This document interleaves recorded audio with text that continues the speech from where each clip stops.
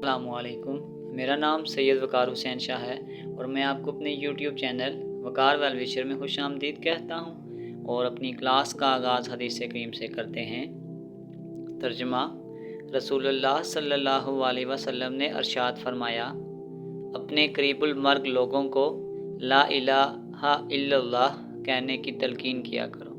तो प्यारे बच्चों, आज की क्लास में हम class 11th chapter number 11 exercise 11.1 के क्वेश्चन नंबर 1 से लेकर क्वेश्चन नंबर 5 के तमाम पार्ट्स को सॉल्व करेंगे। तो चलते हैं अपने क्वेश्चन की जानिब। Number 1, solve the following right triangle. हमें फिगर दी हुई है और यहाँ पे हमारे पास जो सी की वैल्यू है वो भी हमें गिवन दी हुई है कि यहाँ पे आपके पास वैल्यू 6 है। एक एंगल आपके पास 30 है और क्योंकि जो राइट एंगल ट्रायंगल होती है वहाँ पे एक एंगल 90 का होगा। तो सबसे पहले जो हमारे पास गिवन डेटा है हम वो लिखते हैं कि आपके पास जो एंगल ए है वो 30 डिग्री है, एंगल सी आपके पास 90 डिग्री और सी आपके पास 6 है। तो हमने जो चीज़ें फाइंड आउट करनी है वो आपके पास आ जाएगा। एक हमने एंगल बी फाइंड आउट करना है, एक हमने साइड बी फाइंड आउट करनी है और एक हमने साइड ए फाइंड आउट करनी है। तो हमारे पास एक फार्मूला होता है कि sum of all the triangle is equal to 180, यानी हमारे पास एक शॉर्ट फार्मूला है alpha plus beta plus gamma is equal to 180 degree. तो अगर मैं यूँ करूँ angle A plus angle B plus angle C is equal to 180, तो आपके पास angle A angle B is equal to 180 minus angle A minus angle सी।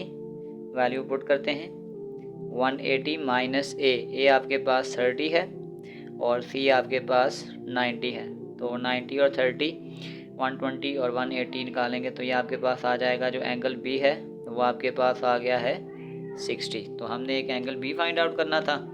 इसके बाद हमने दो साइड्स भी फाइंड आउट करनी है। तो हमारे पास एक फार्मूला होता है साइन थीटा, तो वो आपके पास होता है परपेंडिकुलर ओवर हाइपोटेन्यूज। तो अगर मैं यहाँ पे लिखता हूँ साइन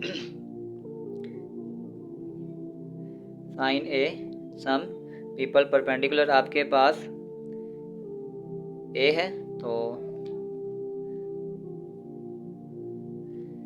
ये आपके पास आ जाएगा ए और हाइपोटेन्यूज आपके पास आ जाएगा 6। तो साइन आपके पास 30 आ जाएगा, साइन 30 और ये 6 से तो डिवाइड हो रहा है तो जाके मल्टीप्लाई इज इक्वल टू ए। तो यहाँ पे हम वैल्यू निकालते हैं साथ साथ आपके पास हमारे पास साइन 30 मल्टीप्लाई बाय 60, तो ये आपके पास आ जाएगा 3 मल्टीप्लाई बाय 6, तो ये आपके पास आ जाएगा 3, यानी कि आपके पास जो ए का आंसर आ चुका है वो आ गया है 3। अब हम नेक्स्ट आंसर को फाइंड आउट करते हैं। फार्मूला होता है कॉस थीटा, वो होता है बेस ओवर हाइपोटेन्यूज। तो नेक्स्ट वैल्यू को फाइंड आउट करें। अगर हम निकालते हैं कॉस 30 तो बेस आपके पास आ चुकी है बी ओवर हाइपोटेन्यूज सी। तो यहाँ पे हम इसको थोड़ा सा यूँ फाइंड आउट करते हैं। ये आपके पास आ जाएगा cos 30 multiply C is equal to B. अब इसी तरीक़ाकार से हम कॉस 30 की वैल्यू पुट करते हैं। कॉस 30 ये आपके पास आ जाएगा 0.866 multiply by 6 is equal to B multiply by 6। तो ये आपके पास आ जाएगा 5.19। हम अंडर रूट की फॉर्म में लिखेंगे तो ये आपके पास आ जाएगा 3√3 इज इक्वल टू बी, और अगर हम इसी को पॉइंट की फॉर्म में लिखेंगे तो ये आपके पास आ जाएगा 5.19। तो ये आपके पास बी का आंसर है। तो हमने इसमें तीन चीज़ें फाइंड आउट करनी थी, एंगल बीटा और साइड ए और साइड बी। तो नेक्स्ट पार्ट, तो सेकंड पार्ट में कोई डायग्राम यूँ है, हमारे पास एंगल बीटा दिया हुआ है। एंगल बीटा आपके पास है 67.3 और एंगल सी आपके पास 90 डिग्री है क्योंकि ये राइट एंगल ट्रायंगल है, और बी आपके पास 126 है। तो सबसे पहले हमने इसमें एंगल ए को फाइंड आउट करना है, फिर हमारे पास ए की वैल्यू को भी फाइंड आउट करना है और बी की वैल्यू को भी फाइंड आउट करना है। तो एक स्टेप हम पहले बता चुके हैं कि sum of all the angle of the triangle is equal to 180। तो हम ये कह सकते हैं कि आपके पास angle A plus angle B plus angle C is equal to 180। तो हमारे पास एंगल ए हमने फाइंड आउट करना है। Angle A is equal to 180 minus angle B minus angle C. तो ये आपके पास आ जाएगा 180 माइनस एंगल बी 67.3 माइनस 90। तो इसको अगर हम माइनस करते हैं आपके पास आ जाएगा 180 minus 67 degree 3 minute minus 90 degree. तो ये आपके पास आ जाएगा angle A is equal to 22 degree और 57 मिनट। तो हमने एक वैल्यू को फाइंड आउट कर लिया है एंगल ए। अब नेक्स्ट वैल्यू हमारे पास आ जाएगी। अब एक चीज़ का ध्यान रखिएगा कि ये ए एज हमारे पास बेस है। सॉरी, मैं आपको ये बताता हूँ कि सी आपके पास सामने आ गया और बी आपके पास 126 आ गया। तो इसका मतलब जो ए आपके पास है ये वाली साइड इस क्वेश्चन में आपके पास परपेंडिकुलर है और ये वाली साइड इस क्वेश्चन में आपके पास बेस है। अगर हम इस डायग्राम के थ्रू बताएंगे तो सबसे पहले अगर हम निकालते हैं tan angle A, tan theta is equal to tan theta का भी फार्मूला यहाँ लिख देते हैं। tan थीटा आपके पास होता है परपेंडिकुलर डिवाइडेड बाय बेस। तो tan थीटा आपके पास आ जाएगा परपेंडिकुलर ए और डिवाइडेड बाय बेस 126। और जो tan थीटा हमारे पास फॉर एग्जांपल tan ए आ जाएगा यहाँ पे, और यहाँ पे आपके पास जो एंगल आ जाएगा वो आ जाएगा tan 22 डिग्री 57 मिनट्स। और ये 126 से डिवाइड हो रहा है तो जाके मल्टीप्लाई हो जाएगा। तो सबसे पहले हम निकालते हैं tan 22 डिग्री 57 मिनट्स। तो अगर मैं इसको पॉइंट में लिखता हूँ ये आपके पास आ जाएगा 0.4234 मल्टीप्लाई 126। इसको मल्टीप्लाई करते हैं 126 के साथ तो ये आपके पास आ जाएगा, ए की वैल्यू आपके पास आ गई है 53.35 इज इक्वल टू ए। तो यहाँ से हमने ए की वैल्यू को फाइंड आउट किया। इसी तरीके से हम बी की वैल्यू को भी फाइंड आउट करते हैं।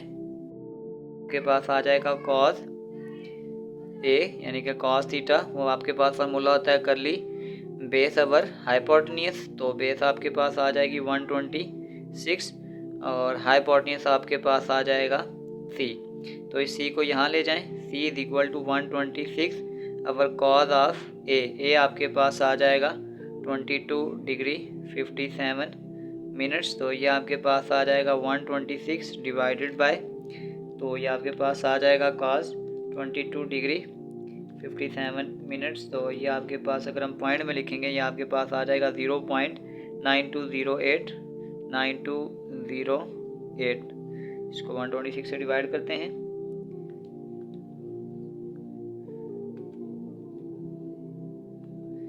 तो ये आपके पास आ जाएगा 136.83। सी इज इक्वल टू 136.83 और ये हमारा आंसर है। पॉइंट्स में थोड़ी वैल्यू का फ़र्क पड़ सकता है। नेक्स्ट पार्ट नंबर 3 हमारे पास ये राइट एंगल ट्रायंगल है। तो हमारे पास एंगल बीटा हमें गिवन दिया हुआ है 45 डिग्री। एंगल सी आपके पास आ जाएगा 90 डिग्री और सी की वैल्यू आपके पास 10 है। तो हमने फाइंड आउट करना है एंगल ए और बी की स्मॉल बी और हमने एक फाइंड करना है ए। तो सबसे पहले तो वही तरीकाकार कि alpha plus beta plus gamma is equal to 180, यानी आ जाएगा angle A plus angle B plus angle C is equal to 180। हमने एंगल ए फाइंड आउट करना है तो ये आ जाएगा angle A is equal to 180 minus angle B minus angle C. 180 minus 40 angle B 45 और एंगल सी 90। तो 90 और 45 जब 180 से माइनस करेंगे तो ये आपके पास आ जाएगा 45, यानी कि जो एंगल ए आ चुका है वो आपके पास आ गया 45। तो नेक्स्ट स्टेप में हम फाइंड आउट करते हैं। अब हमने ए और बी फाइंड आउट करना है। अब हम ऐसी साइड लेते हैं जिसमें एक हाइपोटेन्यूज आ रहा हो और एक कोई भी वैल्यू आ जाए। तो अगर हम यहाँ पे साइन थीटा अप्लाई करते हैं तो ये आपके पास आ जाएगा साइन बी, तो आ जाएगा सम पीपल हैव।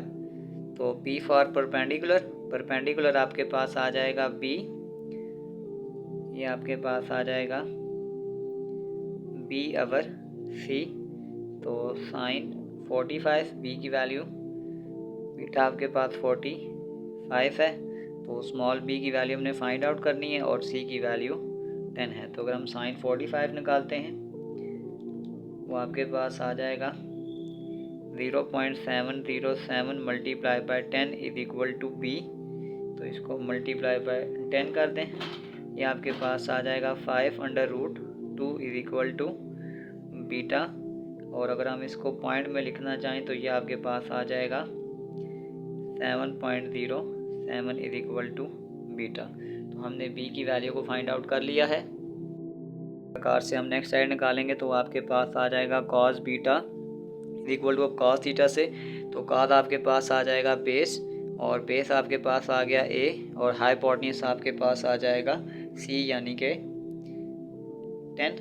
तो सबसे पहले अगर हम cos बीटा की वैल्यू फाइंड आउट करते हैं, बीटा आपके पास है 45 is equal to a over 10। 45 cos 45 की वैल्यू निकालते हैं तो ये आपके पास आ जाएगा 0.707, और इस 10 को तो मल्टीप्लाई कर दें ये, तो इसको भी मल्टीप्लाई करेंगे आ जाएगा 5/√2, और अगर हम पॉइंट में लिखेंगे तो 707, और यही आपके पास a की वैल्यू है। तो हमने इस क्वेश्चन में तीनों वैल्यू फाइंड आउट कर ली हैं, a, b और अल्फ़ा। तो चलते हैं क्वेश्चन नंबर 2 की जानिब। Question number 2, solve the right angle triangle in which gamma is equal to 90 degree. अगर हम एक डायग्राम बनाते हैं तो यहाँ पे आपके पास आ जाएगा 90, तो यहाँ पे अगर हम इसको बोलते हैं गैमा तो ये आपके पास आ जाएगा 90 डिग्री, और बीटा आपके पास आ जाएगा 28 डिग्री। यहाँ पे आपके पास आ जाएगा 28 डिग्री, ये बीटा आ जाएगा, तो यहाँ पे आ जाएगा अल्फ़ा। तो अल्फ़ा के सामने आपके पास आ जाएगा a, गैमा के सामने आपके पास आ जाएगा c, और बीटा के सामने आ जाएगा b। जबकि a की वैल्यू हमें 14 गिवन है, तो इसका मतलब ये हो गया कि हमारे पास 3 वैल्यू गिवन है और हमने बाकी वैल्यूज़ को फाइंड आउट करना है। तो एक हमने फाइंड आउट करना है अल्फ़ा को, और एक हमने साइड b को फाइंड आउट करना है, और एक हमने फाइंड करना है साइड c को। तो सबसे पहले हमारे पास एक फार्मूला होता है कि alpha plus beta plus gamma is equal to 180 degree. तो हमने अल्फ़ा निकालना है, ये आ जाएगा alpha is equal to 180 degree minus beta minus gamma. तो 180 डिग्री माइनस बीटा आपके पास आ जाएगा 28 डिग्री, और गैमा आपके पास आ जाएगा 90 डिग्री। इन तमाम वैल्यूज़ को माइनस करते जाएं, 180 माइनस 28 माइनस 90, तो ये आपके पास आ जाएगा alpha is equal to 62 degree. तो अल्फ़ा का आंसर हमने निकाल लिया। तो अब हम निकालते हैं sine alpha is equal to some people have p for perpendicular. तो ये आपके पास आ जाएगा a अवर c। तो अल्फ़ा की वैल्यू हमने निकाली साइन 62 डिग्री, a की वैल्यू हमें 14 गिवन है, और c को हमने फाइंड आउट करना है, तो इस c को वहाँ लेके जाएं और साइन 62 को यहाँ पे लेकर आएँ। तो ये आपके पास आ जाएगा 14 डिवाइडेड बाय साइन 62।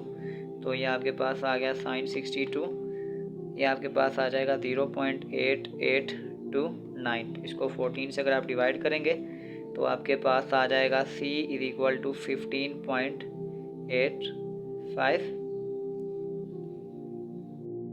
हमने अल्फ़ा भी निकाल लिया, c भी निकाल लिया, एक हमें b चाहिए। तो हमारे पास एक फार्मूला होता है पाइथागोरस थ्योरम।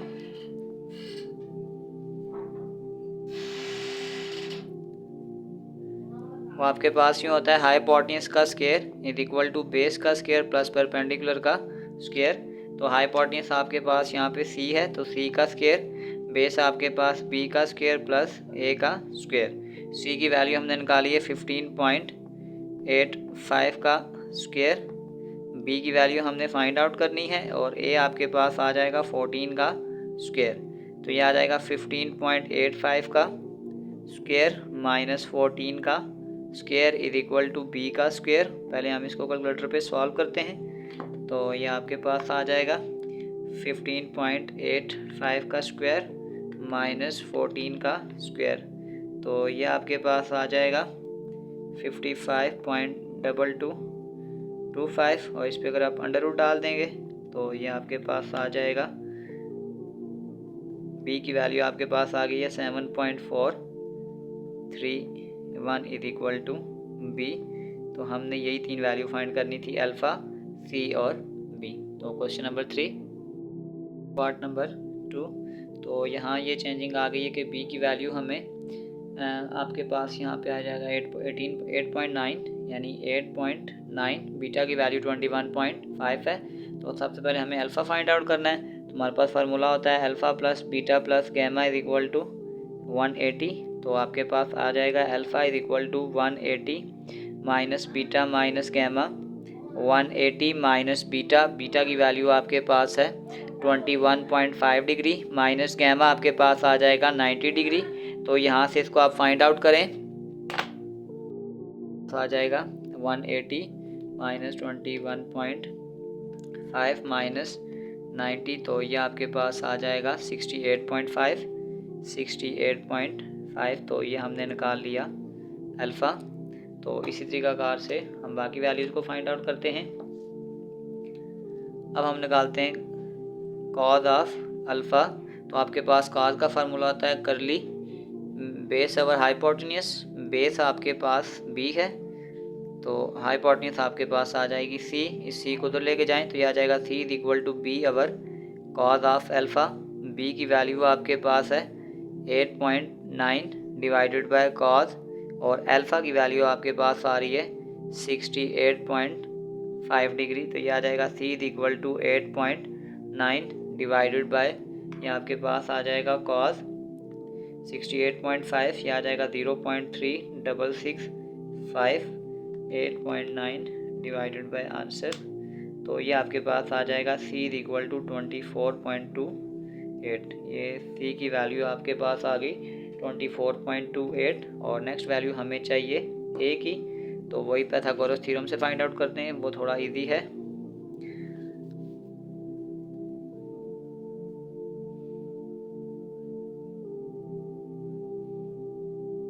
आपके पास हो जाए हाइपोटेन्यूस का square is equal to base का स्क्वायर प्लस परपेंडिकुलर का स्क्वायर, c का square is equal to b का स्क्वायर प्लस a का स्क्वायर।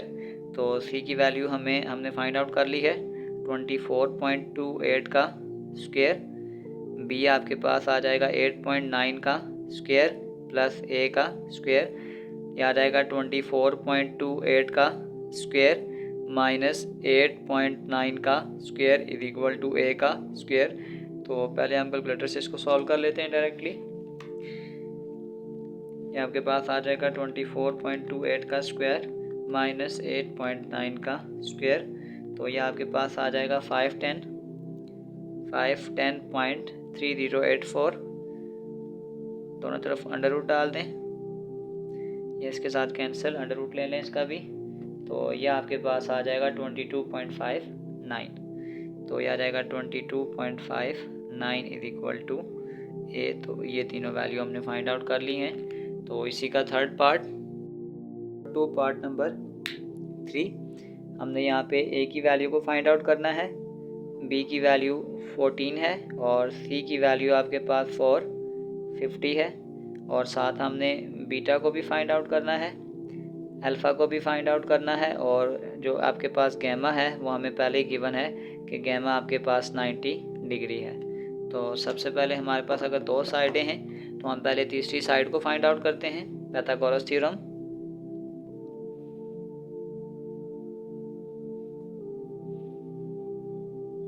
आपके पास हो जाएगा हाइपोटेन्यूस का square is equal to base का स्क्वायर प्लस परपेंडिकुलर का स्क्वायर, ये आपके पास आ जाएगा 450 का स्क्वायर इज इक्वल टू 14 का स्क्वायर प्लस परपेंडिकुलर का स्क्वायर, ये आ जाएगा 450 का स्क्वायर माइनस 14 का square is equal to perpendicular आपके पास a आ गया, a का स्क्वायर। इसको सॉल्व करें, यहाँ आपके पास आ जाएगा 450 का स्क्वायर माइनस 14 का स्क्वायर, तो ये आपके पास आ जाएगा 202,304 इक्वल टू a का स्क्वायर। दोनों पे अंडर रूट डाल दें तो ये आपके पास कैंसिल हो जाएगा, और ये आपके पास आ जाएगा 449.78।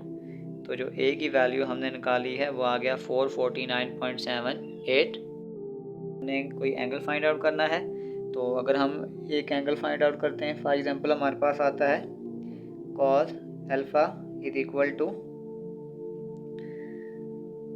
करली ब्लैक बी फॉर बेस, ये आ जाएगा बेस, अवर हाइपोटेन्यूस ये आपके पास आ जाएगा सी।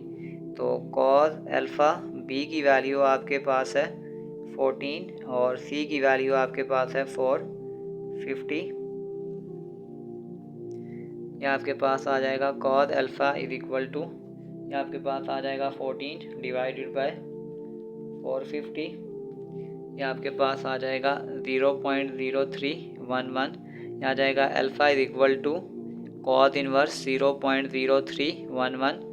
तो बस शिफ्ट दबा के cos दबा देंगे, ये आ जाएगा शिफ्ट cos इनवर्स 0.0311। तो ये आपके पास आ जाएगा अल्फ़ा इज इक्वल टू 88.21। तो आपके पास आ जाएगा alpha is equal to 88.21।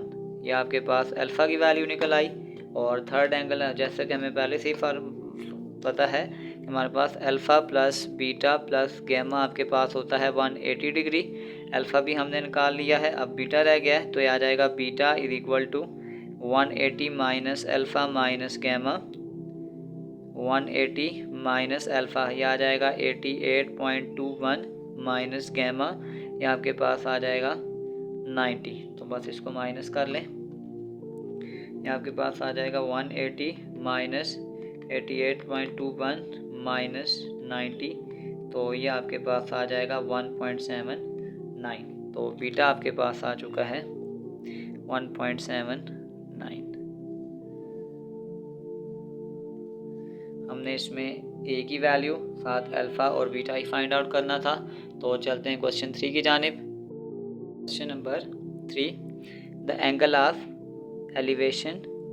Elevation आपके पास ये होता है कि फॉर एग्जांपल हम यहाँ नीचे खड़े हैं और अगर हम ऊपर किसी भी चीज़ को तरफ देखते हैं तो ये जो एंगल आपके पास बनता है इसे हम कहते हैं एलिवेशन। यानी जब हम नीचे से किसी भी चीज़ को ऊपर की तरफ देते हैं तो ये आपके पास आ जाएगा एंगल ऑफ एलिवेशन। और अब देखिएगा, कह रहा है the angle of elevation to the top of post from a point on the level ground is 38 metre is level ground. For example अगर हम एक ये डायग्राम बनाते हैं और अगर आपके पास सपोज करें ये ग्राउंड है, तो कह रहा है ग्राउंड से जो डिस्टेंस है वो आपके पास आ रही है 38 मीटर और आपके पास जो एंगल बन रहा है वो बन रहा है 33.23। तो वो कहता है find the height of post. तो हमने हाइट ऑफ पोस्ट को फाइंड आउट करना है। तो सपोज कर लें ये आपके पास ए है, ये बी है और ये सी है। तो हम पहले डायग्राम को एक्सप्लेन करते हैं। Let A B is equal to 38 metre. आपके पास जो थीटा है वो आपके पास आ जाएगा 33.23 और हमने यानी कि बी सी यानी कि जो आपके पास हाइट हमने वो फाइंड आउट करनी है। तो यहाँ से थोड़ा सा अब आप ध्यान रखें कि ऐसा हमने कौन सा एंगल पढ़ा था जहाँ पे ये दो साइडें आती हैं। तो हमारे पास एक एंगल था tan थीटा यानी थ्रू प्रॉपर ब्रशिंग। तो अगर हम tan थीटा को अप्लाई करते हैं तो आ जाएगा perpendicular B C divided by A B. Value को पुट कर दें 10, ये आपके पास आ जाएगा 33.23। बी सी आपके पास आ जाएगा h और ए बी आपके पास आ चुका है 38। तो 10 33.23 निकालेंगे, 10 33.23। तो ये आपके पास आ गया 0.655 multiply by 38 is equal to h। तो ये आपके पास आ जाएगा मल्टीप्लाई बाय 38। तो ये आपके पास आ गया 24.89। तो हम कह सकते हैं the height of pole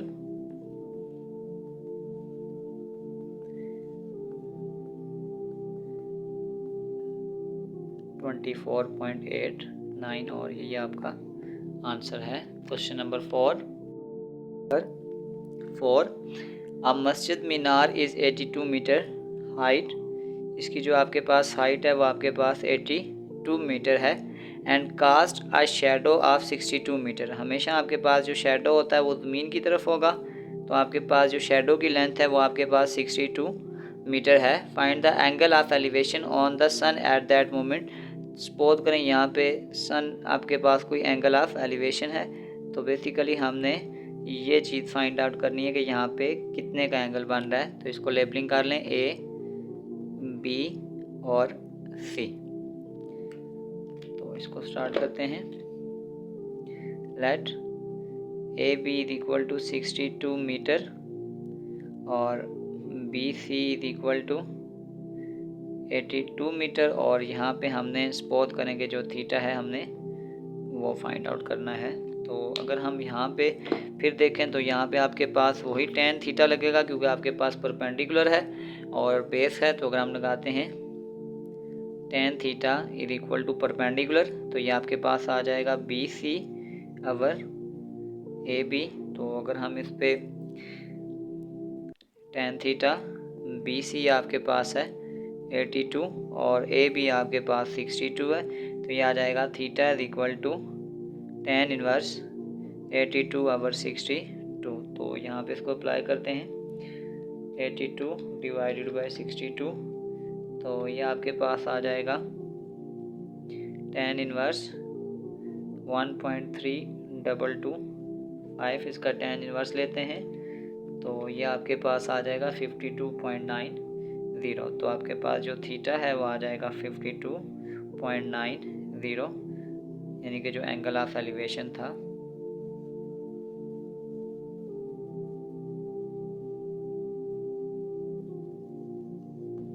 question number 5। Depression से मुराद होता है कि जब हम ऊपर से किसी नीचे किसी चीज़ को देखते हैं तो यहाँ पे जो एंगल बन रहा होता है ये आपके पास होता है angle of depression. Of a board from the base of the Cliff is 28.9 degree, यानी ये आपके पास था 28.9 डिग्री। एंगल ऑफ डिप्रेशन को हम एंगल ऑफ एलिवेशन में चेंज कर लेते हैं। हम थ्योरम में करते थे कि जो अल्टरनेट एंगल्स हैं वो आपस में बराबर होते हैं, और जो बेस से उसकी डिस्टेंस है, यानी आपके पास कोई पहाड़ी है और यहाँ से यहाँ तक का जो डिस्टेंस था ये आपके पास उस हमें दिया हुआ है 65.7 मीटर, और हमें ये कहा रहा है कि हाइट ऑफ क्लिफ को हमने फाइंड आउट करना है। तो अगर हम इसकी लेबलिंग करते हैं, ये आपके पास आ जाएगा A, B और C। तो सपोज कर लें कि आपके पास जो AB है वो आपके पास है 65.7 मीटर, H हमने फाइंड आउट करना है, और आपके पास जो थीटा है वो आपके पास आ जाएगा 28.9 डिग्री। तो अगर हम यहाँ पे एक फार्मूला लगाते हैं tan का, तो tan थीटा हमारे पास होता है परपेंडिकुलर, यानी कि आपके पास आ जाएगा BC divided by AB। tan theta आपके पास आ जाएगा 28.9 डिग्री, BC आपके पास आ जाएगा H और AB आपके पास आ जाएगा 65.7। तो आपके पास tan की कुछ वैल्यू है tan 28.9, ये आपके पास आ जाएगा 0.5520 मल्टीप्लाई, ये वैल्यू डिवाइड हो तो जाके मल्टीप्लाई कर दें 65.7 इज इक्वल टू H। तो ये आपके पास इसको मल्टीप्लाई करते हैं 65.7, तो ये आपके पास आ जाएगा 36.2683। तो जो आपके पास हाइट ऑफ क्लिफ है, the height of Cliff is, वो आपके पास आ जाएगा 36.2683, और यही आपका आंसर है। तो प्यारे बच्चों, इसी के साथ हमारी एक्सरसाइज 11.1 क्वेश्चन नंबर 1 से लेकर क्वेश्चन नंबर 5 तक कंप्लीट हो चुके हैं। डिस्क्रिप्शन में मैं इस पूरे चैप्टर की एक्सरसाइज का लिंक डाल दूंगा। अगर आपको किसी भी जगह मसला हो तो आप आसानी से जाकर वो क्वेश्चन देख सकते हैं। आखिर में क्लास 11th की एक प्लेलिस्ट लगा दी जाएगी। उस प्लेलिस्ट में अगर आप क्लास 11th की किसी भी एक्सरसाइज को विज़िट करना चाहें तो आप आसानी से वो विज़िट कर सकते हैं। आखिर में एक छोटा सा मैसेज अपने देखने और सुनने वालों के लिए, अल्लाह से करे दूर तो तालीम भी फितना, इमलाक भी औलाद भी जागीर भी फितना, ना हक के लिए उठे तो शमशीर भी फितना, शमशीर ही क्या नाराए तकबीर भी फितना। तो प्यारे बच्चों, अपना बहुत सारा ख्याल रखें। मिलते हैं अगली वीडियो में, तब तक के लिए अल्लाह हाफिज़।